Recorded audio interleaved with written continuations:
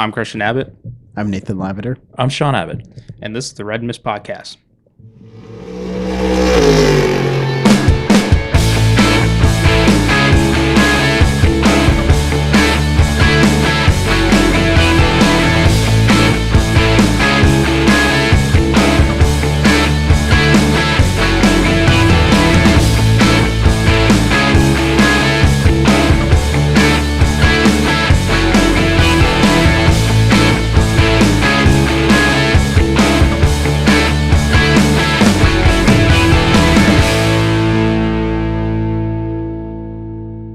Hello, and welcome to the Red Mist Podcast, Season 2, Episode 20.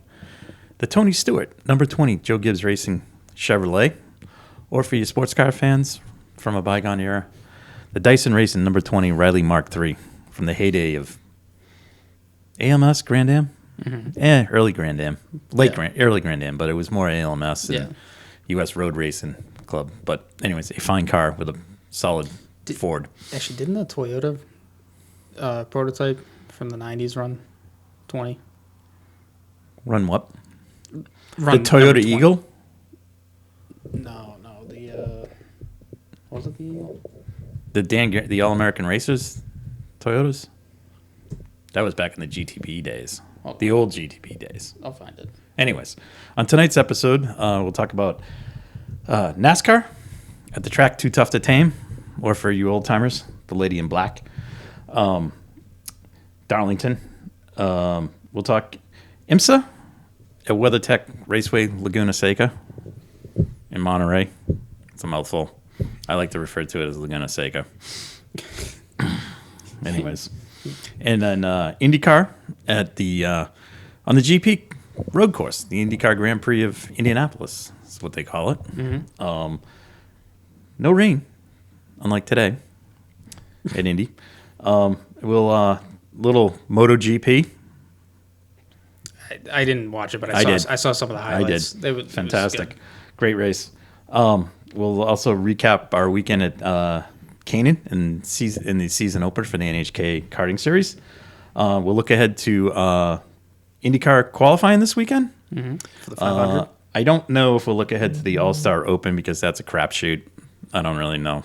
I don't even know how it works. It's cool. It's at North Wilkesboro. Yeah. That's about it.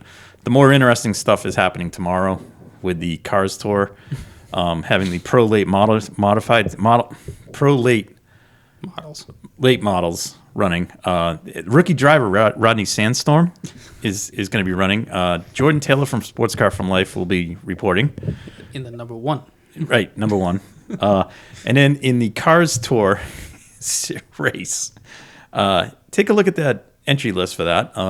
Quite a list of drivers getting ready for this weekend, and some, the boys from Trackhouse are there. I think Dale Jr.'s running.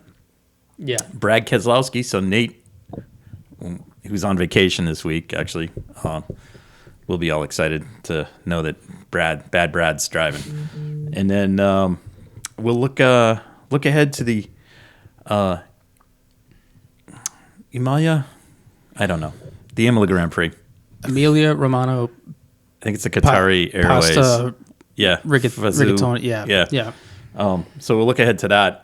If that happens, because it could be a submarine race at the rate the rain's coming down over there. Hopefully it's not. It's been really harsh over there. And we said Indy qualifying, right? Yes. Okay. 500. All right. And then just for you sports car freaks who can't get enough this weekend is one of the king daddies of all 24-hour races. It'll be on YouTube. The VLN 24 Hours of Nordschleifer or the Nürburgring. Wild event. So if you folks want to get up early on Saturday and watch that, and then that'll travel right through Saturday night, that'll be entertaining. That'll travel right into the Grand Prix. And then into IndyCar qualifying. Mm-hmm. Is Bump Day this weekend too? Yeah, Bump Day is Saturday. Sunday. Bump is Saturday. Oh, because Fast 6 is on Sunday. Oh, yeah. All right. It was better the other way, when it was like the last hour on Sunday. I know. Anyways, it's all made for TV now. Sorry, the Toyota I mixed up. It's not number 20, but it is the Eagle. that race in the GTP. Yeah, the Mark Yeah. Mark Mark 5 III, yeah. or Mark 3, yeah. Number 99 Yes. and yeah. 98. That's what they were. Yeah. If we ever get to that in one season, those will be the two cars. Or overall. We could do it. Overall, we'll make it. Yeah, This one's 54. 54, something like that. So. Anyways, another- but another not 40 really. Another Yeah. 45 weeks. So, anyways, before we start off the show, we want to send a shout out to NHKA competitor Cruz Labrie. Unfortunately, Cruz was involved in an accident this weekend at Canaan, sustained some injuries from that accident, and he's at the hospital still? Yeah, he's at the hospital this week. Yeah. And he'll be hopefully discharged by the end of the week. His dad has been providing updates on Facebook. Appreciate Alex Gomes for passing those along to us. We weren't sure. We knew he was okay. We heard he was alert when they left the track in the ambulance, but we didn't know any more information. So Alex was able to source that information from Cruz's dad. So I'd like to ask everyone, just give Cruz some thoughts and prayers, and keep Cruz and his family in your thoughts over the next week or so. And it's gonna be a bit of a recovery for him, but hopefully we'll see him back at the track soon. Mm-hmm. So Cruz, hang in there. You'll be back. Yeah. All right. With that, NASCAR. Okay, this is gonna be the quickest one because Nate's not here. I was gonna say, and I didn't watch any of it. I watched the. Sorry, I got the Instagram highlight reel of the finish. Okay. That's it. All right. I saw the end of it because I was multitasking. Actually, sorry. No. We did watch the end of the truck race. Yeah, that was the truck race. Yeah. That was Friday night because we had nothing else to do at the hotel. So I was multitasking because I had the IMSA race on my iPad, and I had the NASCAR race on the big screen, sound down on the NASCAR race. So I was watching it and keeping track of what was going on. I missed both of them because I was on the golf course. Yeah, right. Well, don't worry. Well, it was nice outside. It was nice. It was nice. I know. The NASCAR race, it was okay. I mean, it was kind of cool. They had the throwback stuff on the cars, which is it's nice. I don't know. I don't really get the whole why it's always got to be that race, but anyways, considering they would I don't know if they still do they do the 500 at Darlington, because it used to be the Southern 500. You're asking the wrong guy. Yeah. And if we go way back in time, I don't want to say because we might get the podcast banned what it was called. But anyways, in these days and times. So overall, race was good. Again, unfortunately, now Darlington, you're going to have rubbing and racing. You're going to have guys, and it gets heated. And it doesn't matter. It's always been that way. So I have no problem with it there because that's the way the track is, and the track's driven that way, and the guys drive that way. But once again, for the third, maybe fourth week in a row, the Watermelon Man. Mm-hmm. Now, I think we all like the Watermelon Man here, Ross Chastain, on the podcast. I mean, we all liked his move last year at Martinsville. But he's got some issues driving. Look, I don't have a problem with anyone being aggressive, but you're starting up front. He's got position number 1. We're just talking about this last incident. Right. That's it. I'm not talking about the rest of the race because the rest of the race was anticlimactic when it got up to that Because I thought, point. did Larson get into Chastain earlier in the race? No. No. No. I don't. There was a couple wrecks Darrell Wallace got in one. It was kind of bizarre. I don't know how he lost positions and cars fell. It was crazy. Yeah. And people were giving Darrell crap about his interview, but he was actually right. Yeah, I did hear about that. It was bizarre. Because what was it? The cars were deemed under caution pace. Yeah, something that they qualified to get their something. Yeah, it was stupid. Anyways, so I mean, but the end of the race. I mean, he finished 5th, so I don't know. It was just weird, the whole thing. Anyways, so end of the race, boom, we go down the first corner, and boom, and Chastain just completely overdrives it. Dude, what are you doing? Well, and the track's super narrow too. It's a narrow. I know it's narrow. Yeah, but I mean, you can run 2 cars side by side. It's I get running a guy up into the fence, but there's only so much room before you you pinch him and he can't back out. And it's not like Larson was going to back out either. Especially at that point of the race because he's going for the win. So, I think Ross is going to take a step back. Yeah. Because yesterday after things kind of cooled down, Justin Marks was on one of the Sirius XM shows, and he was talking about it. And he says, "Look, I've talked to him about it, and we're going to talk again about it." I don't know how long the patience is going to be, but it definitely got Rick Hendrick's dander. And I don't blame him because honestly, it's been a couple of his cars have gotten taken out. Right. It was funny. It was Rick Hendrick and Jeff Gordon sitting there because they both kind of represent the team. But Gordon was like, I think it was a good thing Gordon didn't say anything because he might have really said something. Yeah. So Hendrick said it, and it was kind of, he said it in the way that a professional should say it. And I think Jeff kind of bit his tongue because I think he really wanted to let go, which is good.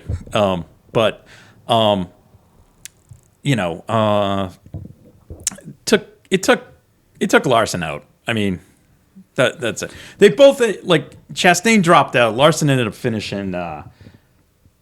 He finished down. I apologize. I'm just quickly looking. Car. Yeah, the car got wrecked. He ended up finishing 20th. Yeah. But he was fast at that point of the race. So, open the door. William Byron won. Harvick was second. Chase Elliott starting to round into form, third. Nate, Bad Brad was fourth. That's good. He survived the carnage. So, overall, it was a typical Darlington race. A lot of action, just that's how that track is. I don't have a problem with it because it's close racing. And, guys get moved. To use the bumper and move them, which is fine. Yeah. It's when you use the bumper and move them at Talladega or Daytona. I don't think it's kind of fun because there's big consequences there. But here, everybody's running, so I don't know. I just consider it intermediate track, classic NASCAR racing, so it was fine. We'll just move on to we'll just end it there and move on to the points. Even though he fell down, Chastain still leads on points. However, he's not in the chase yet. Does not have a win. Well, he's in on points right now. He's in on points. Yes. But we could have X number. If we get to 16 winners, I know. I'm hoping for 16 winners because then it'll prove this thing's a farce. That's all. I know. All right. Christopher Bell second. Harvick third. Hamlin fourth. Hamlin's in. Will Byron. I don't know why I call him Will Byron. It's William Byron. Does he like Will? I don't know. Byron. Anyways, William Byron. Just Byron. Byron's fifth. Truex sixth. He's in. Blaney seventh. Not in. No wins. Tyler Reddick still got one. That's surprising. Tyler Reddick still got one win. He's sitting at eighth. Keselowski's moving up to ninth. Sorry. Larson at 10th. With 2 wins, Kyle Busch with 2 wins, and sorry, you're looking at the standings. But this is based on points. It's based on points. Okay, they don't tell you. No, but you can sort by wins, and then it filters by points. I know, but I go by the points because I like to see who actually wins the championship. Well, who should be winning the championship in a true, not a manufactured playoff, whatever. Yeah. If it was a driver's championship, right now, clarify that Chastain's your point leader. Okay, so let's, this instead of this made for TV hoo-ha. Anyways, so that here we go, and they're off to North Wilkesboro for the All-Star race. God only knows how that works. I have no idea. I won't be watching that because that's just a night of. Well, the All-Star event itself, I could care less for it. But the race at the track will be cool. Because it's at North Wilkesboro and it's a classic short track and it should still be on the schedule.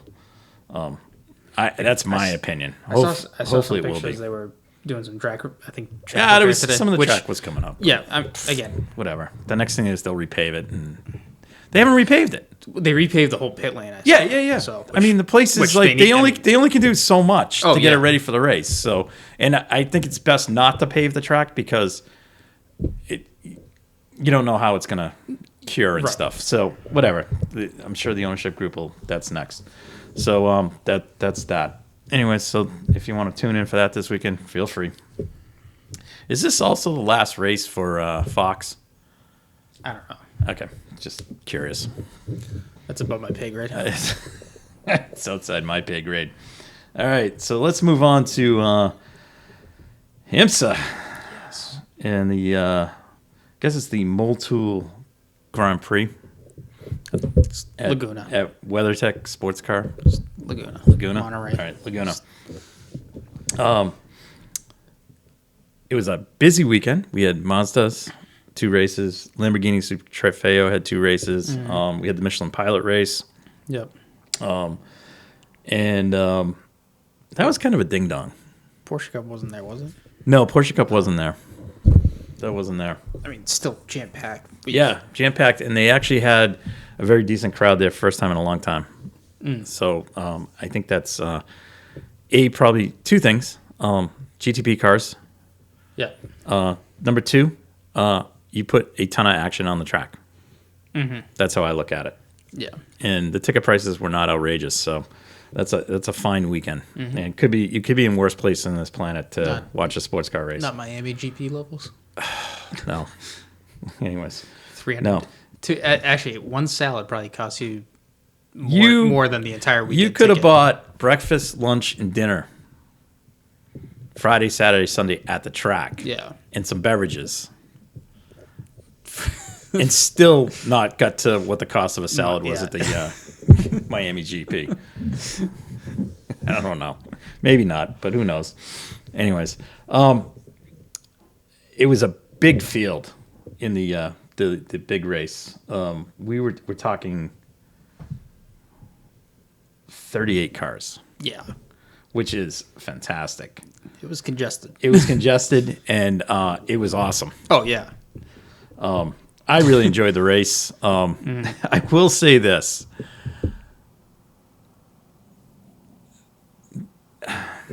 Hold on. I want to make sure I get this right. Because these 2 guys might be... These two... where the heck is it? Sorry. Okay. These 2 might be the first 2 canned from Penske. Oh. Okay. One of them, there's a reason he's not. It's clearly proven why he was taken off the driver list for Le Mans. But yeah, Matt Campbell and Philippe Nasser. You guys are not. You just realize who you're driving for, and it's not. You're not driving. Yes, you're driving. You're contracted to drive for Porsche. You're driving for Penske. Okay. And I will say this. There is a low tolerance for shithousery or shenanigans or crap driving with Penske. Okay. So if it's not going to be Roger, it's going to be Tim Cindric. Okay. The crap that went on, they almost took out the other Porsche on the start down in turn 1, which was what the hell was that? And Colin Brown made an awesome move underneath and took off. And then they cleaned out the Andretti Aston Martin. Yeah. I mean, literally, Jared Andretti, he literally hit the end of the pit wall because he got cleaned out. On the inside. Because the pit wall's to the left. So, yeah, you go off to the pit, but he didn't cut back across because that's where the wall was. And and Jarrett didn't make any move. He gave room, and Campbell or Nasser, I think it was Campbell, decided, that's I can fit 2. I can go down 3 wide there into the hairpin, into the chicane. The hairpin. He followed one of the other GTPs. All right, it shouldn't have. And then, but it's like that's he hip checked them. No, he just assumed the Aston wasn't going to move over. The Aston had already moved over. Correct. Right as the other GTP car slipped by. Well, so he thought he would make it too. dumb move. It was a dumb move. Wrecked the car. Yeah. So Andretti, you can invoice Penske for the damage. Okay. But Jaminet and Tandy, out of this whole weekend, are still leading the points. Oh, I know, but they got like because of that crap that was going on. They got kind of pushed back a couple times because they had a pit. No, they had a pit because they had I don't know. They came in early. Something got screwed up, and it was a flat spot at the beginning of the race. So they were coming from behind every time, and then the flags were falling the wrong way, and they came back, and they're still leading, but leading the points. Whoa. They didn't win the race. Man, no, they didn't win the race, but I mean, good Actually, Lord. no, but they finished. They finished second. Yeah. Because right. Yeah. But they did a great job fighting back. But I mean, I'm like. I'm waiting to see what goes on. Like with Penske, it's like he's like sitting there going, "Where did I get?" And it's not him. He's been told these are the guys that are going to drive the car, and I at a certain point he's going to be because they already told Campbell he's not driving at Le Mans. He's like a reserve driver. So I can't understand why. Because this is about his third incident. Yeah. So. Yeah. Anyways, because he had one at. Oh yeah, and then all four of them had the incident. Well, both cars had the incident at Sebring. I think every single one of them has had an incident. Yeah. So I mean, Penske's going to be like, "What the frig?" But the problem is that, well, okay, you want to assess this blame, but again, one car is leading the points, and every other team is screwed up. Yeah. As well. It's all good. So I mean, I don't know. If Penske were to get rid of them, who do you fill it with? No, I know. I'm just saying that's the point. I'm just saying that these guys they're going to get, I don't know. Anyways, I don't know who you're going to put it. What do you bring, the two guy? You bring Dane Cameron back? Because he's over on the WEC, so I don't know. Yeah. I mean, you can't, I don't know. But they may not be back next year. Let's put it that way. I mean, seriously. Anyways, that just kind of a diatribe there. The other team, which I was really disappointed in, was the CrowdStrike guys with George Kurtz's team. Which car was that? The 04. It had Ben Hanley in it. For some reason, they thought that they could just knock cars off the track. I'm sorry, was this the LMP2? LMP2. Okay. I didn't pay too close attention with that. Anyways, great race going on. Stuff like that. Ben Keating was in the PR1 car, and Ryan Dial was in the Era car. Yeah. Both of those cars had incidents with the 04 that set their race back and ended Dial's race when Dial was fighting for the lead. So, and I think they would have won. I think Dial's car would have won. So a little tough there. So there was some bad drive. So in some instances, some bad driving. I was just surprised because Kurtz is a very good driver, even in a lot of in SRO. A lot of impatience. Yes. That's what happened this weekend. Yeah, and I don't know why. Because honestly, anyways, especially when the other guys aren't doing it, it's like, what are you doing? Why are you? What is it? Did you guys watch the NASCAR race the night before or something? Anyways, so a lot of some anger in the LMP2 paddock, I guess you would say, towards IMSA's officiating of those incidents. So there were no penalties actually on those, which was interesting. Did have a freakish moment. John Ferrano had it off in the tower car, and I think it went off and stunned him because he hit the wall pretty good, or the impact of the tire barrier pretty good. I think he got stunned, so I think kind of knocked him for a loop for a bit. So they took him to the hospital for observation, and he got released. So that was good. Yeah. I was just at first it didn't look that bad, and then they showed the accident. I was like, ooh, that was a little rough. Which corner was that at? 5. 1, 2, 3. It's down it's after you go into the infield. To go up the hill. It's the one to go up the hill. He went off driver's right. Yeah. I'm sorry, he went off to the right, but the car went straight, in there. Unfortunately. He didn't run wide on the new asphalt. No, he didn't. That destroyed the track. No. Oh, yeah. Which okay, yeah, I'm gonna get to something at the end of this race. Anyways, so that was good. The GTD race was wild. Yeah. I like it because once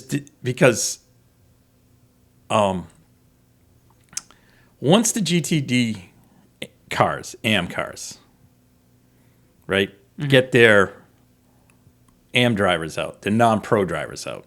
Yeah. Okay.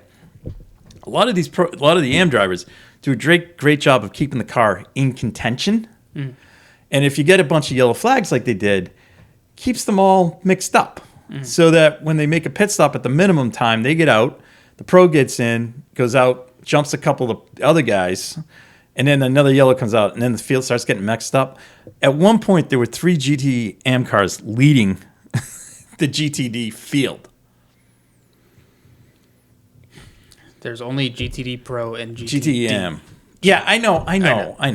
I'm just calling it AM. But 3 of the AM cars were leading that entire. I'm going to say the GTD field. Okay. I don't like just no. But this exact thing that you're obsessing about, I don't care for. What do you mean? I don't care that 3 GTD Pro Am lineups. Oh no, I just are leading the class. I do because the GT Pro guys were bitching about it. Yeah. Okay. I don't. Yeah. Then I'm on the same page with you. I don't care if they're to me. If they're complaining. That's old school IMSA right there. Yeah. Okay. Back in the day when they just had the GT cars running. Yeah. You know, I mean, back in the 935 days.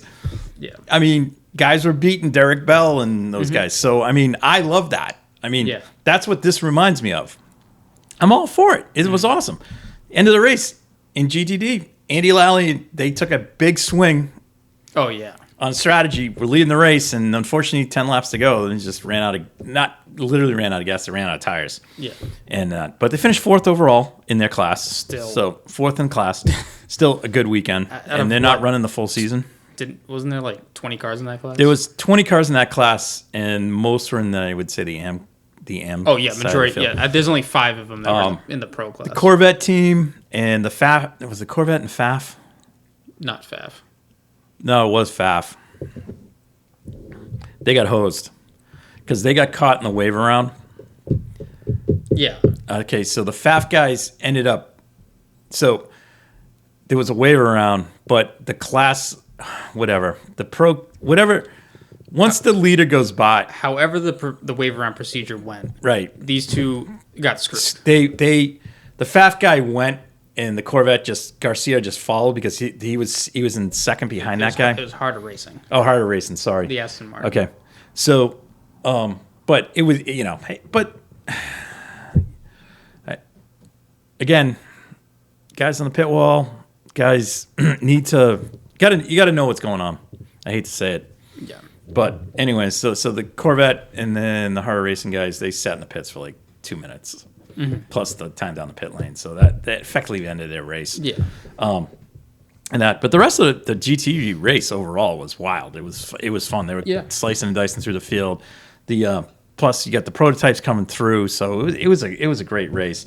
I would call it the redemption race for Van der Zande and Bourdais after the incident at Spa. So even though that's not an IMSA round. Not an IMSA round. Spa was not. But it is a race with the Cadillac. It was a race with the Cadillac. So sadly, anyways, so that happened. You could probably say more of a redemption from Long Beach after being out. Yeah, well, that was driver mistake there. Yeah, but anyways, more so than what happened to Spa. I think that was more of a kind of a confluence of going off track and with the steering locked up. And then, as you said, Christian, Jaminet and Tandy finished second, with Durrani and Alexander Sims third. So Cadillac won 3. The Wayne Taylor boys were fourth with their Honda, or Acura, sorry. And then, once again, BMW, top 5 finish. Again, both cars finished the race. Both cars were competitive. There was the yellow lead De Filippi car had a little bit of a issue in the pits. They kind of got it was a little bit of a longer stop, and that they didn't lose a lap, but they fell behind one of the What did they fall behind? Yeah, they fell to essentially. Yeah, they fell in behind the leader for LMP2, who won the race. So but again, finishing. They got both cars in the top 9 overall. Again, making great mileage. JDC Miller with their new Porsche, learning weekend, finished 7th. Again, on the lead lap, kept it clean. So that's a big shout out to IMSA there. All those cars finished on the lead lap. The only one that didn't was Nasser and Campbell. So good on them. In GTD,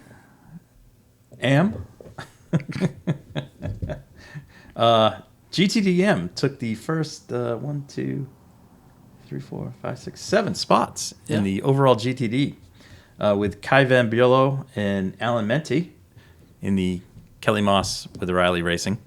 So Big Bill was on the top step. Oh, yeah. And followed by the Turner Motorsports guys of Oberlin and Chandler Hull. And third in that third in the GTD AM class was the other Kelly Moss car, which had Julian Andelauer and Alec Udell in. So, and then Magnus finished 4th. First place in GTD Pro went to Jules Gugnon and Danny Ucadella in the WeatherTech AMG. With Hawksworth and Barnecoat second owner in GTD Pro, and Pile and Klaus Bachler third.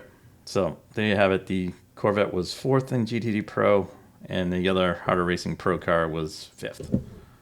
So there we have it. Yeah. If we look at the standings just real quick, Tandy and Jaminet lead. 13, they have 25-point lead. So over Durrani and Sims. And then looks like another 41 points back is Taylor and Albuquerque. Just for reference, 25 points is like nothing. It's nothing. Because the overall, I think it's like 300 and something points is awarded to the winner. It's crazy. 375 points were awarded to the winner at Long Beach and Laguna. Yeah. So 375. So is the max. Yeah. So So there's a you can have a big point swing. 380. I don't know where they come up with that point system. I don't. But anyways, that's the thing. That's what I don't like about these systems. It's like you just throw I almost a massive number. I'm like, just that's why I like the Formula One point system. I mean, in my opinion, the F1 point system is still too much. Yeah. For me, it should just be 10, 8, 7, 6, 5, 4, 3, 2. Like, just gotcha. Keep it that. Actually, the Indycar system, I don't mind too much. Yeah. So in LMP2, Stephen Thomas and Mikkel Jensen are they're leading as a team.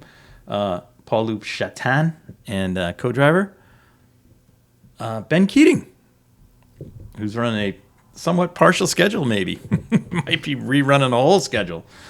Sitting second, so that's good. GTD Pro, since LMP3 wasn't there, Hawksworth and Barnecoat lead over Uncadell and Goudion, Bachler and Pile, and then the Corvette boys of Garcia and Taylor are 4th.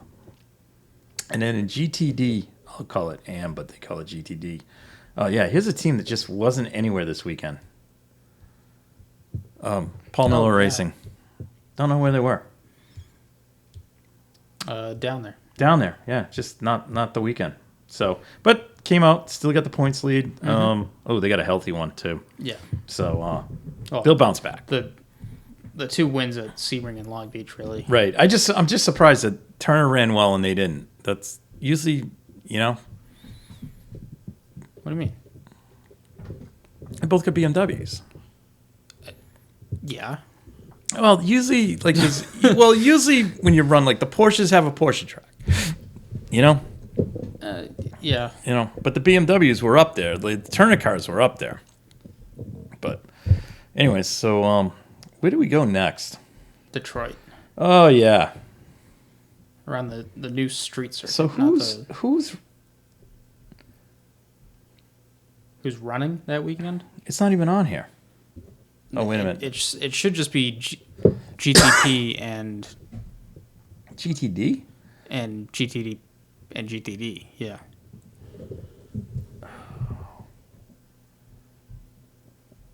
Or no, oh no. No. Oh no. They don't go to Detroit this year. I thought they'd go to Detroit because that was the whole thing. No. You sure? It's not on the calendar. Sorry, their next race is Watkins Glen. No, that's not right because they're going to Detroit. Are they? Yeah. Because they were talking about it this weekend. I thought they were going. Let's find out. I'm on the IMSA website too. That's even more frightening if it's not on there.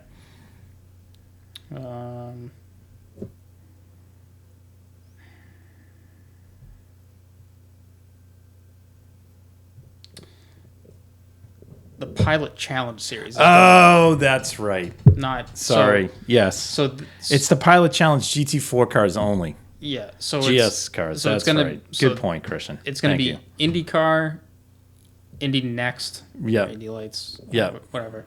Michelin Pilot Series, and then Trans Am. Oh, Trans Am's going to run there. Oh, that's cool. Yeah. Trans Am on that course would be fun. That'll be good. All right. So, anyways, all right. So there we have IMSA. Go to IndyCar on the Grand Prix. Yes. IndyCar Grand Prix on the road course. I'm just going to say this. Alex Polo dominated. I got nothing else to say here. He drove a masterful race. Chip likes winners. And Chip apparently likes drivers that want to get away from him. Well, I will say this. And honestly, throughout the qualifying practice and qualifying, it was the same 5 cars. Yeah. Were the top 5. I will say this. Congrats to Christian Lundgaard. And congrats to Rahal. They got it right this weekend. Yeah. Unfortunately, just had some bad luck with the race in terms of the Jack Harvey car, which started high up. Yeah. They just had some bad luck. And then Graham finished 10th. And again, I had a little bit of bad race luck. But driver of the race, in my opinion, well, I mean, you can make a case for Palou, but he was in another planet. But driver of the race, Alexander Rossi, with a fine 3rd place finish. Oh yeah, McLaren spam did a good weekend with 3 of the cars in the top 5. Lundgaard finished 4th. Dixon 6th. He's lurking. Well, he's lurking now. In Dixon's mind, it's like he gets warmed up because next Memorial Day weekend's when his season starts. That's how I look at it. I also look at it this way. I also think that's where Jay New's season's going to start.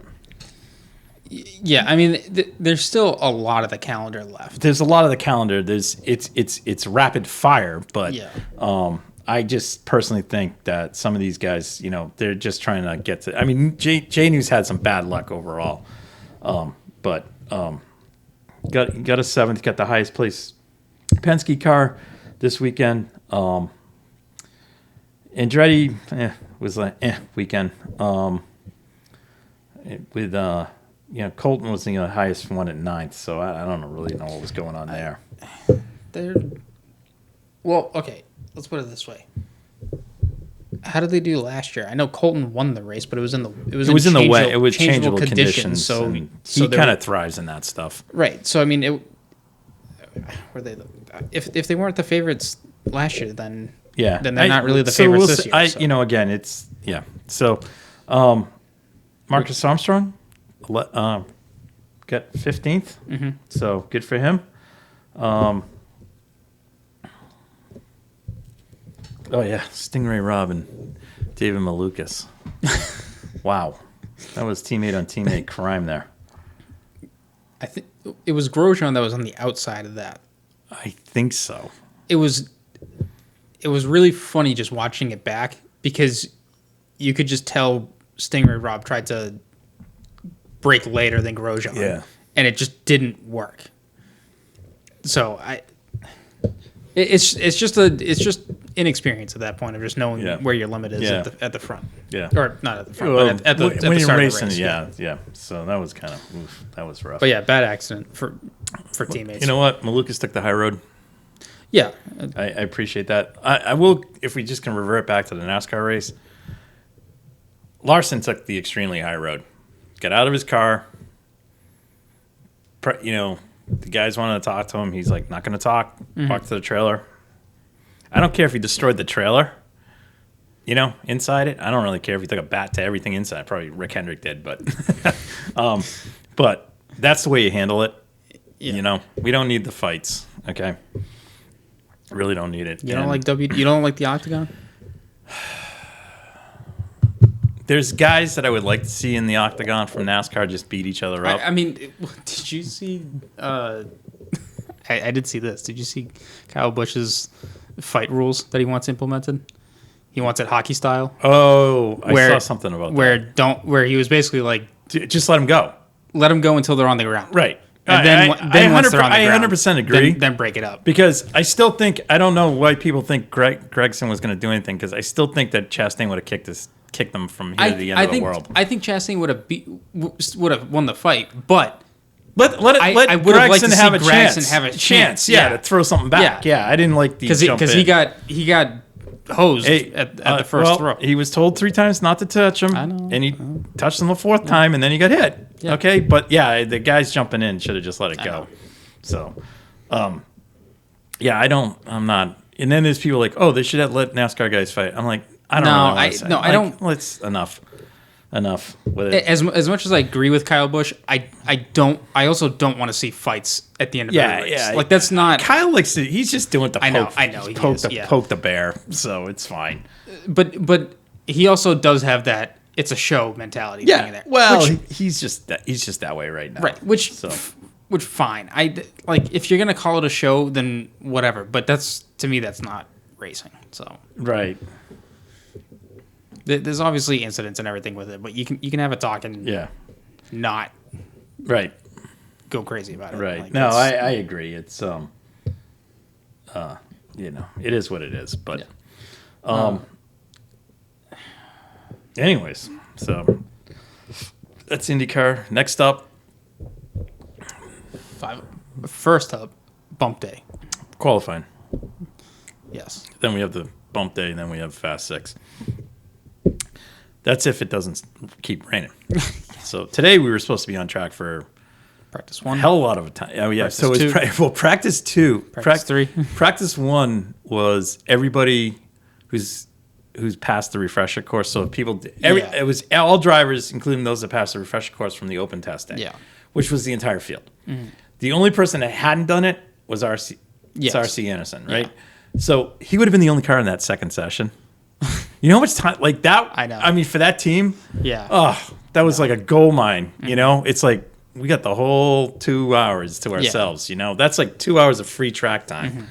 Mm-hmm. Unfortunately, it rained and it got canned. So I guess we go at it tomorrow. Same format, I believe. 3 practices. Yep. Yeah. The first, That's Wednesday. Thursday's like 6 hours of practice. Yeah, because it's two sessions. It's like 2 3-hour sessions. It's 2 big sessions on Thursday, and then Friday is what they call Fast Friday. Yeah. So everybody, that's to see what you got, or if you want, dial it down and don't show what you got. Mm-hmm. So I always enjoy Friday. So we'll see how that goes. Looking forward to the 500. We'll be there. 2 of us will. 2 of us will. Nate won't be there. No. Nate's been there, but Nate won't be there with us. Might be there next year, though. Oh, he might. Yeah. Oh, sorry. I don't know. I'm probably going to go to another race next year. Cross this off my bucket list. Yeah. Anyways. So that was good. Next up, MotoGP. Mm-hmm. This was the 1000th MotoGP race. Jeez. Very impressive. Yeah. It was at the Bugatti circuit at Le Mans, which is, it's kind of funky because it's like the permanent track at Le Mans. Yeah. And it's like when Christian and I were there, we were like walking in, we're like, oh, this is the racetrack. We were walking through the car park. You got a little friend there flying around? A little fly in my face. All right. Sorry. Well, it's that time of the year. Yeah.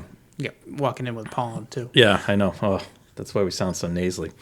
So that race, so it was, so they, basically start on the front straight. They go up to the Dunlop, up under the Dunlop Bridge, down through the S's to the first set. And then they make a hard right, and they go out back of the paddock area in the infield, and then kind of serpentine their way through, and then they come out at down the Ford chicane. They undercut the Ford chicane. Yeah. It's at the ACO building, the famous building on the end of the pit lane there, and then back on the straightaway. So it's pretty cool. Always an eventful race. A lot of times weather interrupts it. The weather did not play a factor into this. It was a great race. It had two bizarre moments, and both were pure incidents, racing incidents.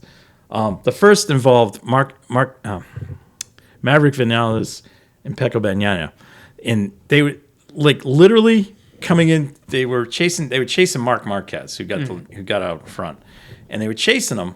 And they came as they came up to the final corner. You come up a little straight, and then you make a left. And as they made the left,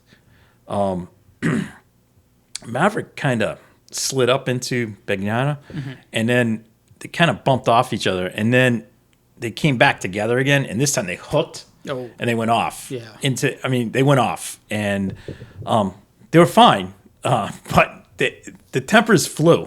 Like I had never seen this before. Yeah.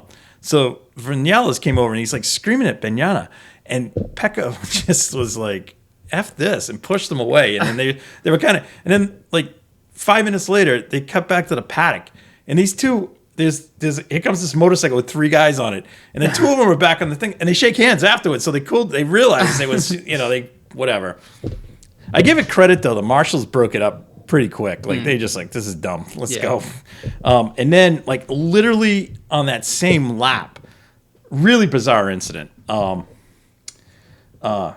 Marquez's brother and Luca Marini came together, and it was going down the straight in back of the paddock, and it was just a bizarre incident. I think Marini, he put the bike down, and he had it down it's a great slow-mo of it. He's got his hand in his knee pad down on the ground. I mean, just classic style. And he's trying to bring it back up. As he brings it up, Marquez just slid out, and they hooked. So Marquez's bike went flipping. Marini went off, and then Marquez, I think it was Marquez. It might have been Marquez and Marini. I couldn't tell because it was happening so fast. It was in the middle of the track, and he's it looked like Frogger. He was trying to get off the track because he's got guys coming at him. Yeah. And then he came off. The rest of the race. So then as we go through the race, Jack Miller's leading. He throws it off. I mean, Jack Miller just he always something happens when he's leading, or he's chasing down. He was chasing Marquez down at this point, and Marquez was back from an injury plus supposed suspension. Yeah. And then I don't know. At some point, I forget how many laps. Hold on, it was awesome. He finished they don't tell you how many. He just did DNF. Threw the bike off while leading. Well, Pecco did that at the USA race. Oh, I know, but Marquez does it too. Yeah. I mean, it's hilarious. And they were they flashed the Repsol pit, and they're like, oh, and it was there he is tumbling off, and then this is what makes it great. So now, it's Marco Bezzecchi. Okay, this kid, I love this kid. Well, it's him and the other kid, and Marini. They both drive for VR46, who's Valentino Rossi's team. So these guys hadn't this is these guys that came up through his VR46 Academy and everything. So they've worked their way up. So because he's been nowhere all season. People are expecting more out of him. He's had issues, and he put it all together. And he's just out there he plowed ahead, built the lead, kept it, gapped the field, and he drove away and won.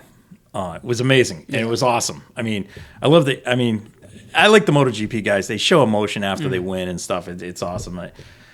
You can like Marquez or not Mark Marquez. You know, he's you either like him or you don't. I'm not a big fan of him, but he's always like my opinion is every time something happens to him, he complains, but yet he does the same thing, and he's like, I didn't do anything, you know. So I'm like, forget it.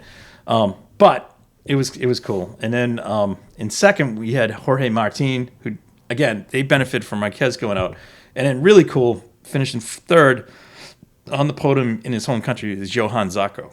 Oh, all right. Which was fantastic. So, and I believe both of those guys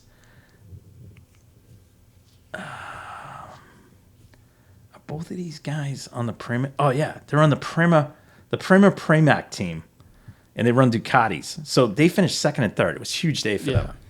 So, which was great. So, awesome there. And it was really cool because VR46 won the race, but at the same time in Brands Hatch, in the SRO Sprint Series, Valley got second overall with Maxi Martin in the BMW, and it was awesome. And Valley drove because they run the pro class.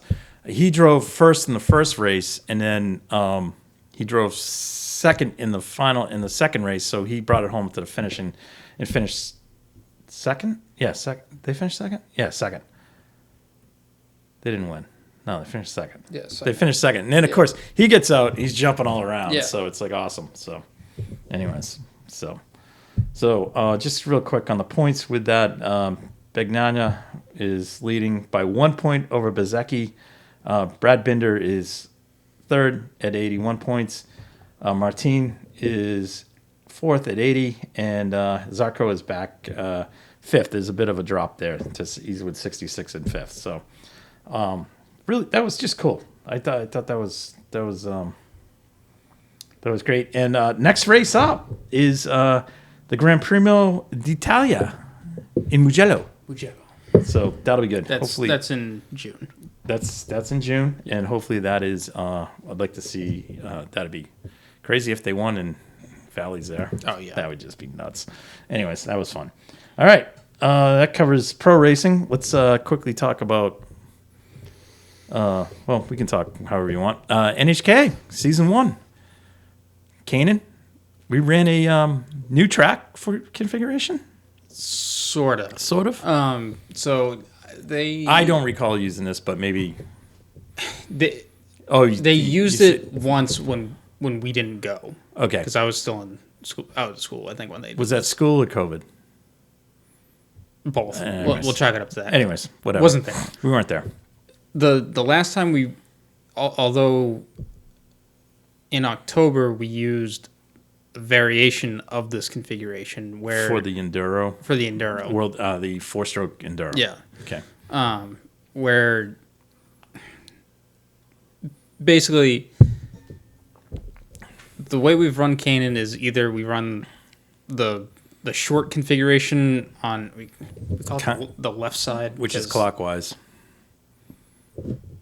No. We just run the left side. Yeah, I know, but track. you're running it clockwise. It doesn't. Well, I know. Run both now. Historically, it's been run clockwise, but now we're running counter too. There's a lot of configurations. Three configurations of tracks we've run. There's the full track. Yep. There's the left side and then the right side. And any of these tracks can be run in either direction. Especially now. Now that Mike, right? NHK has more barriers. There's more barriers, so it's opened the door. Yeah, it's opened the door, which is awesome. Yes, yeah. So, anyways, we ran the right side counterclockwise. Counterclockwise, right? So, pretty much it was. Yeah, I mean it was the back half of the track. What are your thoughts of it? Did you like it? I liked it. I thought there was some interesting corner configurations. Every time I've run this track, the more and more I like it. Yeah. Honestly. Yeah. My least favorite one is probably the the like original short course, yeah. Just because I don't think it really has, or it doesn't make turn one the character that it is. It really is, yeah. Because when we run the full course and we come high speed at it, like that is you quick lift and you keep going and you're pinned really like the only other bizarre thing on the track going the short course the other way, the original configuration short course, is when they had to do the repave and reconstruction, they got that bump back there. Yeah, but you got to deal with that now either way. Yeah. So but running that left side reverse. So when instead of turn one being the right, like the last right turn up the hill to the woods in the back. When it's the last turn. Yeah, when it becomes the last turn, it's fun. It's cambered and you slide down the hill, right? And it's flat. That's really fun. I like that one. And then you can do the Swedish snake. And you go, yeah. And then you come hard into a braking zone. Yeah. I think that configuration is a lot of fun. Is more enjoyable from a driver's perspective, which I guess was how it was intended to be run. Yes. Yep. According to Dave, track manager. Now, put those 2 minutes aside. That's not what we ran this weekend. We ran a different a different configuration. Different configuration called the back configuration, counterclockwise. I guess is the best way to describe it. Yeah, the right side. Could you call it configuration 3 reverse? I think they label it as 2. Whatever. Of course they do. But it was good. It was great. Yeah. It was good. How was the chicane going that way? Oh, you're talking that one. Yeah. It got tighter. Got tighter. Okay. Rather than opened I was just up. curious because we're so used to running the other way. In the World Formula, it actually was fun. Because it was literally you slight lift or you can flat foot it through there. Right. In the tag, you had to slow up a little bit more. Yeah. But it was still, I thought it was good. Good. Good. The corner that I was looking forward to was that off cambered corner. Oh, after where they threw the flag. What they call turn 1. Yeah.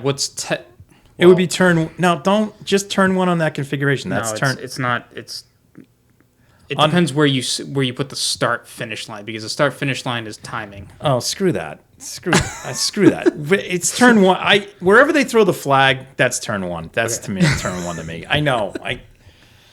Anyways, you know what? It would have been a crap show if they put the timing down there, because there's no place to put it. Because if somebody goes off, you're damned if you do, damned if you don't with a lot of that stuff. So it really depends. So the first turn after the start, where they gave the start, that corner was fun. So typically when we've run the full course, that corner is a left-hander off camber. Yeah, it's fun when you come out of it, and it's usually flat in that direction, right? Because regardless of whether it's 4-stroke or 2-stroke, but I like it because you come over the crest, and if you're not straight, you're coming down at an angle, and you have to. The only crappy thing is when somebody loses it in front of you. I've had that happen. So that's their mistakes. But anyways, but going the other direction, you had to brake for it. Yeah. Because it was a steep drop off afterwards. So in the there was a pucker factor. Yeah, in the World Formula you didn't have to brake. Once you got used to it, you didn't have to brake. Yeah. No. So when they ran the Enduro there last October, I remember asking all the guys there, and they said that it was easy flat. Yeah. So I knew for the World Formula it was going to be flat. So it was just a matter of making the line out. Yeah. In the tag. Even in the World Formula, I was still getting a little bit of air because in the tag you were definitely because it took me a second to realize why am I losing throttle, and I'm like, no, it's not. I'm just off the ground. Right. So, but in the tag you did have to brake for it, and it did really make you focus. Which I like that. It was just another corner that really made you pay attention. And then I was kind of worried about, well, I shouldn't say worried. Just because we ran this is the first time that we've run or at least I've run this configuration. Yeah. Going from the back straight, cutting into the cut through. Yeah, it was interesting. From one side to the other. It was a lot tighter. Yeah. So it made it a real heavy braking zone. Yeah. And the way it was is you basically the back straight goes up and then dips back down. And you're basically braking at the top of the hill. Right. So like the whole cart's unloaded. Yeah. So and then you're going downhill, so you have nothing on the rear end. It took just watching it. It took a while for all the classes to figure it out. Oh yeah. People were spinning, like guys that normally don't have incidents were having the same issue in practice and stuff. Yeah. My first practice session in the World Formula, I made it the first time, realized, I can go a little bit faster, and then I only had 3 more shots at it because practice was shortened a bit. Yeah. Second and third time I went through there, missed it, cut through the grass. Yeah, or somebody spun and then you had to avoid them. Yeah. One guy spun in front of me, so I had to miss that. So yeah. So anyways, we got through practice. Both karts made some gearing changes. We did make some gearing changes. Yeah, that's right. To both karts. We were pretty spot on with. We were close. Yeah, we were spot on. We didn't have to go too far. With the world. Excuse me, the World Formula was just more or less made a gear change. The Rotax, the only thing we changed was the plugs. We changed the plug, and then made a gear change. Didn't make a jet change all weekend, so that was good. So, it makes it. I don't know if we could. I'm not 100% certain it was going to make a difference. Well, the way the race panned out, we'll never know. We'll never know. Anyways, so we could have went. What would we have done? A little more horsepower. Went down one. No, would have went up one. The Rotax, to be honest, just because the pace compared to the rest of the field. Yeah. So Alex Combs wasn't there. Yeah, it was kind of a light field. There, yeah, and Mark Donato weren't there. Yeah, so it was a little bit light in terms of folks that have run. Yeah, and then Will Juba has decided not to run. Right, so there was four guys that normally weren't there. So essentially it was you and Cruz. Yeah. Got more. The rest of the field is guys that are just coming into the senior field. Eamon White, right? Whitmore, sorry. Yeah. Eamon's just getting back into it. He ran for a while. He's been away, college and stuff, and he's getting back into it. So that was funny because they were paddock next to us. Yeah, and he was like, "I love this track so much more." Yeah. So he'll be quicker as the season goes on. It was just tough because there wasn't that group of guys that normally are there. Typically, who are at the front of the pack, they weren't there. Yeah. And then so, anyways, in terms of pace, Cruz and I were ahead of the field by at least half a second. More. Yeah. It was big. So just from that side, I was really just racing Cruz. Yeah. So it was just kind of a guess of where he was going to go with setup. Yeah. And unfortunately, they had an issue on the scales during qualifying. Yeah, during qualifying. Unfortunately, it's just one of those things. They're running 2 karts like us, and they just got the weights mixed up, sadly. So that put Cruz at the back of the field. Yeah. DQ'd him for pole. Well, he lost pole, so Christian got pole. I think he beat me by a tenth of a second. It was close. Yeah. So, and again, qualifying and racing is totally different there because in the race, you can just decide you're going to sit behind the guy and ride in the draft. I mean, it's one of those things, and you can also wait and this guy makes a slight mistake, you can jump, but you don't want to do it too soon because he'll come back at you. So it's kind of a tactical track in that sense, and especially in the Rotax. It doesn't matter. The only track that track definitely could have been tactical. In that configuration, the original short course version, that's a little more. You got to really kind of get in front and stay in front type track. I'm not. It's not. So with using the cut through that we did with that tight hairpin there, and with how long the straightaways are, it's really a game of.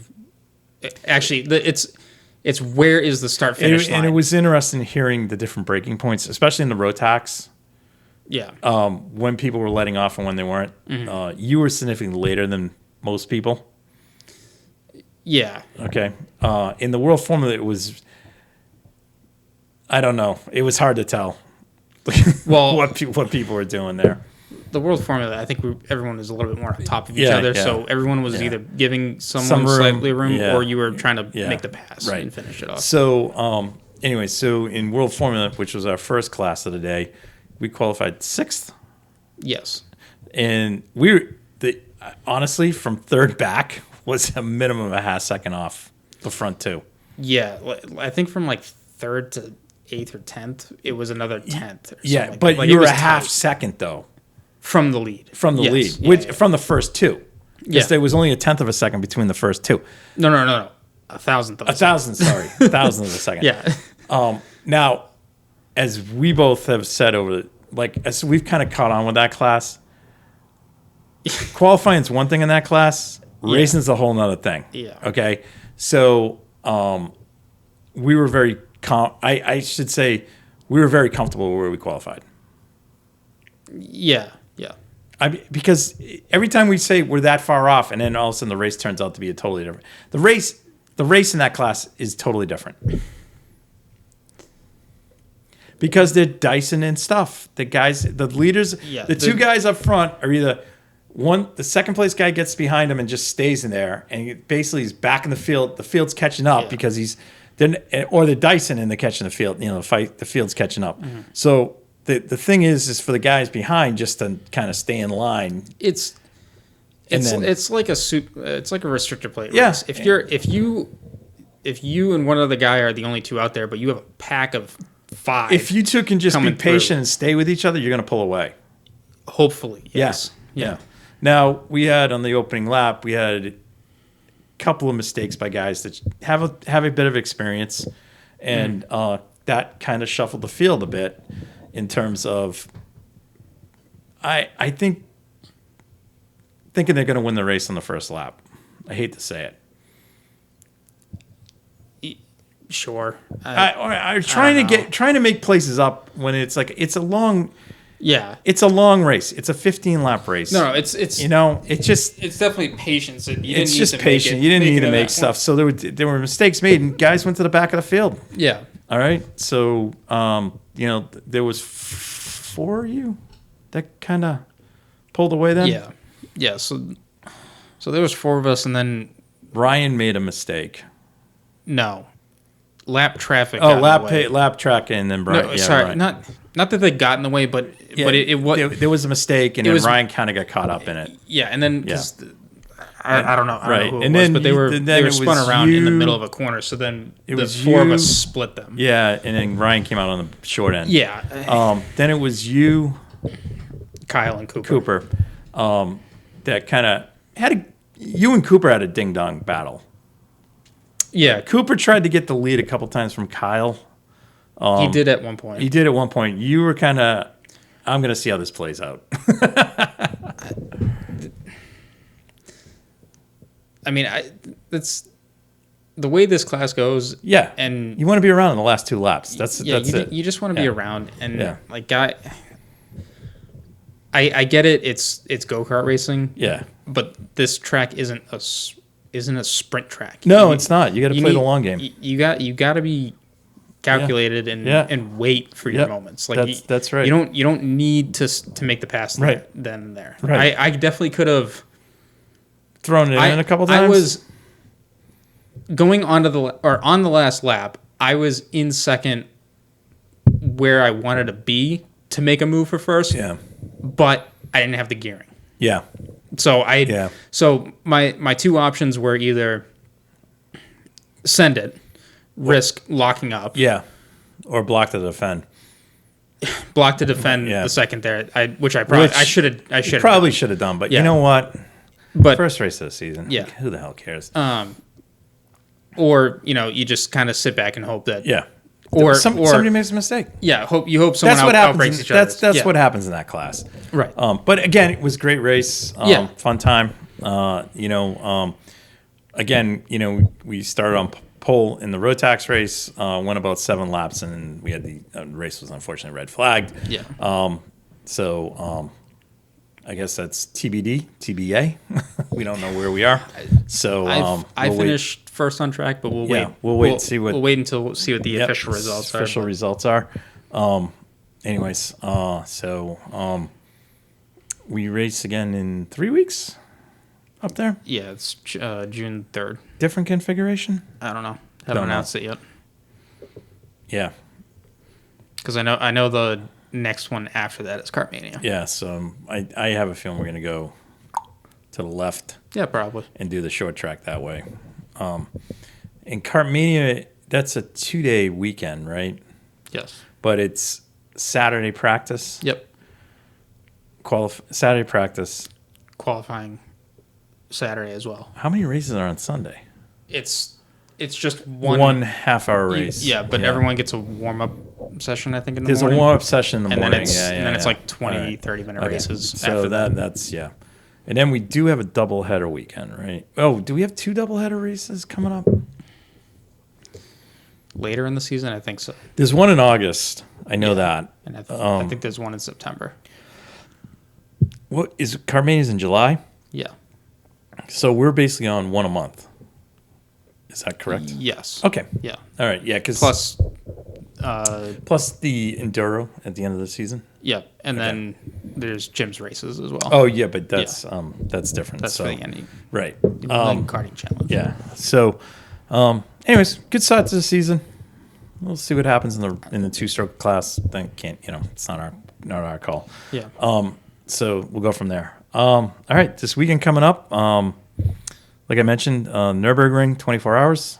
That kicks off on Wednesday. Wednesday or Thursday? Thursday. It kicks off. Mm-hmm. So that's all on YouTube.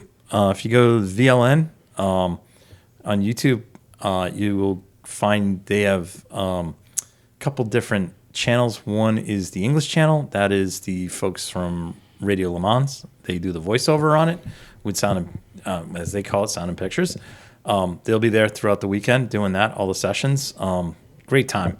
And then they have the German version. I don't know if they have a French one.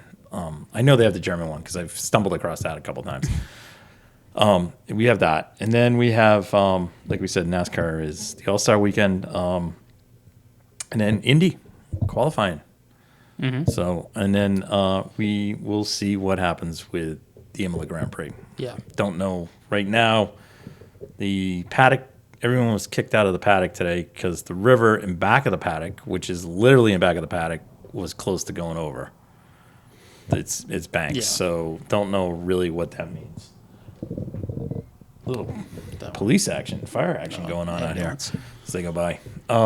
So we'll, that hopefully it's just today and tomorrow, and then they'll get the race weekend. And I'd like to not have a canceled weekend because then it's going to be the canceled weekend's going to be the following weekend, and then when they go to, oh no, it can't be the following weekend. No, because it's Monaco. It can't be the following 2 weekends. Because it's Monaco, then Spain.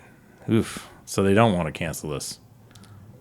This is the problem with having a ton of races on the calendar. This is the problem also of having this month-long break that they had. Well, they weren't going to have a month-long break because they were supposed to be in China. Right, I get it, but also there was like these crazy back-to-back and. But you can't just. You could have went to China and came to the U.S. You could have done that. Yeah. Okay. There was no need to go from. Where did they go? How did they get to Baku? How they jump around the calendar? Yeah. It's stupid. I completely agree. Where did they come from? Where was before Baku? That was their month-long break. Because they would have been to China. So they went to Baku. Australia. Oh yeah, they went to Australia. Then it would have been Australia, China. It was Baku, Miami. It was like back to back. That was back to back. Yeah, that was back to back. So honestly, they should have went back to back last weekend. And after they do Spain, so I mean, what are they off for? Like another month? No, they got I think a week off. Yeah, and then and then they go to Montreal. Oh yeah, because they make that. I remember that silliness. Anyways, so yeah, and then after Montreal, the next weekend they're the end of the schedule. The end of the schedule that makes no sense too because it's oh no. Remind me if I'm correct on this. It's Coda, Mexico. Then they're off for a week, and they go to Brazil. The end of the schedule, is Coda, Mexico, Brazil. But all three are back to back. Wow, shocking. And then they're off a week. No. Because the next race after Brazil is Las Vegas. Yeah. Why? How many weeks in between? No, they technically don't have a week off. Is it all four are back to back? All five are back to back. That is like the most dumb. Wow. There should be a week between. No, that's they gotta have a week off. I definitely put that down wrong. There's no way they have 5 weekends in a row. They can't. Jesus. Like, who's making this up? And Vegas is on Saturday, but it's still on right. Well, it's friggin' Saturday. It's Sunday morning for us. Woof. Woof. Hold on. Anyways. Schedule. Here we go. Trying to get the latest update here on what's going on. No, I have something wrong. I gotta have something wrong.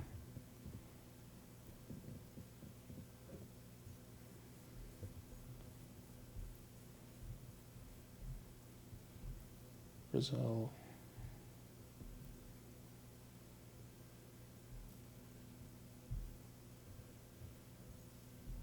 Brazil 3-5.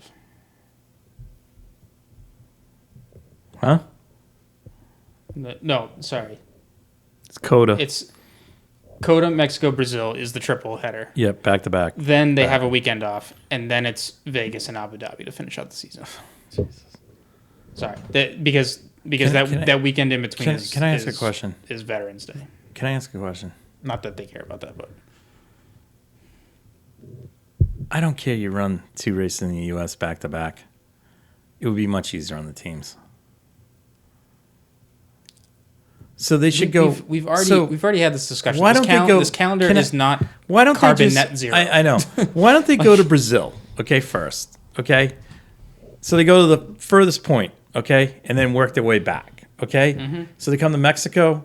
Okay, then go take a week off in between Brazil and Mexico. Okay, just then go, boom, Mexico, Austin, Vegas. I don't care that there's 2 back to back in the U.S.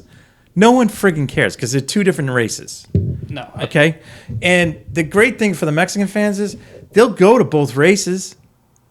They'll go to all 3. Yeah, they'll go to all 3. Yeah. I mean, they're rabid. Yeah. So, I mean, which is fantastic. And then you add in the, whatever. Then take a week off and go to Abu Dhabi. It's like,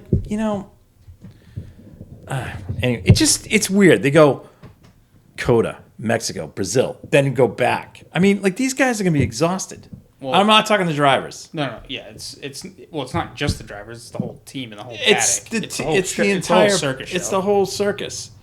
I mean, honestly, I know the drivers have 4 races back to back, and it's strenuous being a driver, but like the hours the guys put in on the crew side, are relentless. And it's not like nothing's happening when the race isn't going. Well, there's also, like, people don't know this. I mean, I know they have this curfew thing. But there's guys that show up. Like, they come up in shifts, sometimes. Yeah. So, I mean, WEC, I don't even think there's a curfew. They have that overnight crowd that comes in. Yeah. I remember seeing that. But anyways, if we run this weekend, picks? Did Nate give us picks? Nate gave us picks. That's exciting from vacation land. He's got Sainz in 3rd. Okay. Max in 2nd. Yep. And Alonso P1. Oh, okay. So, all right. And then he's got Bottas as a dark horse. Bottas as a dark horse. All right. I'm gonna go Verstappen to win. Okay. Because he just likes the track.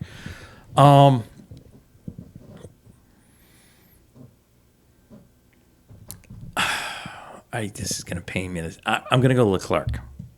Okay. All right. He's got to redeem himself. All right. Yeah. And I'm gonna go Sir Lewis third. Really? You think those upgrades are gonna work? No, but I'm gonna say third. And then dark horse.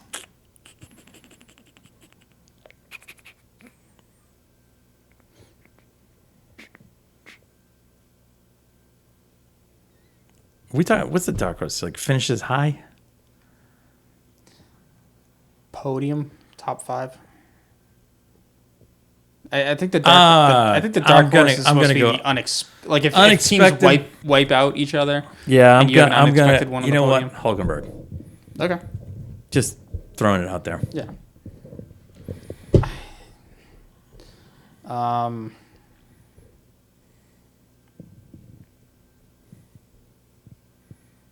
Can I put DNS? Did not start. Who's that? The race.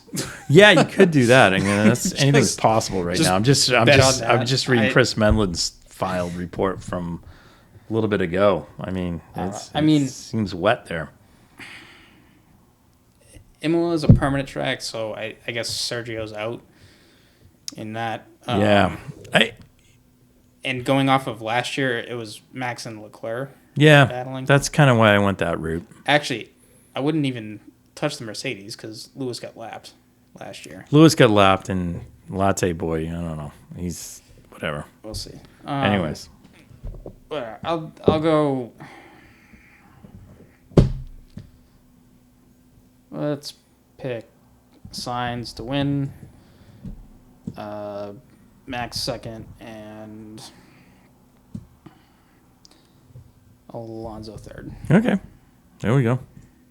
And dark horse, I can't pick Lando. There's no way I can pick Lando. I can't be right 2 years in a row on that one. We'll go Stroll. Maybe he wakes up. All right. So the only other race that I do want to mention that's actually 2 races that are happening this weekend. If F1 gets rained out and you don't want to watch NASCAR and I'll be watching VLN if it gets rained out. Well, if you don't want that sports car racing, yeah, you can watch supercars. Right. They're at Tasmania. Yeah. And there's also Super Formula this weekend. Ah, good point. So they're at our top. Good point. All right. So the other thing that's going on, IndyCar qualifying. Yes. So we have decided to pick a pole winner. Mm-hmm.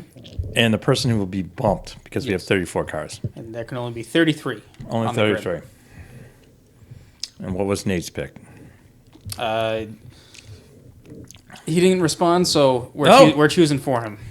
So, wow, no, I can't choose for him. On pole, Nate's going with Graham Rahal. Oh, okay. And then bumped is going to be Catherine Legg. Oh, I see what you Nate, did there. Why? Why would you pick that? Yeah, I know. I see what you did there. That's terrible. You have his favorite driver getting bounced and his least favorite driver making pole. Okay. I am going to go on pole. You said Dixon's season starts now. You think I know. He does it 2 years in a row?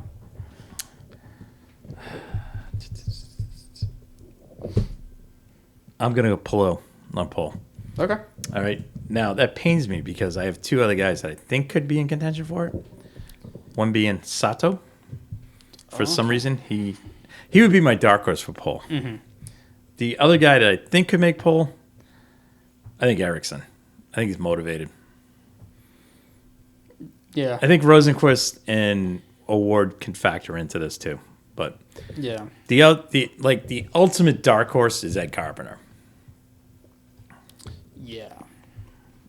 Or anybody from Carpenter Racing. Yeah, Amber Daly. Or VK. Yeah. Actually, yeah, VK. Yeah, that's a good shout. Because he did well. Yeah. But I'm going to go Palou. Okay. As for getting bumped, I'm going to go with Benjamin Peterson. I'm not picking on him, but I just... Yeah. He's just... Just... For me, bumped, I'm going to go Stingray Rob. Okay. Hasn't really distinguished himself this year. No, and I don't know. It's... He's underperformed. Yeah. It's been at the back of the grid. It happens. Yeah. Pole. How do they determine the order? What do you mean? Saturday, you got whoever goes fastest. The top 6 from Saturday go into the fast 6 on Sunday. Yeah, but how do they determine qualifying order on Saturday? Saturday, if you're 6, you go first. They invert it. No. What are you talking about? On bump day.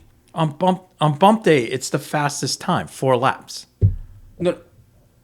Right. But how do they determine that order? It's a draw. Oh, okay. That's right. Get with it. I know. It's a draw and everyone gets pissed. Yeah. I think whoever gets pole is going to be within the first hour of the day. Okay. That's my thought. Just because Okay. Well, when I went there, that's what happened. I know. So, willpower.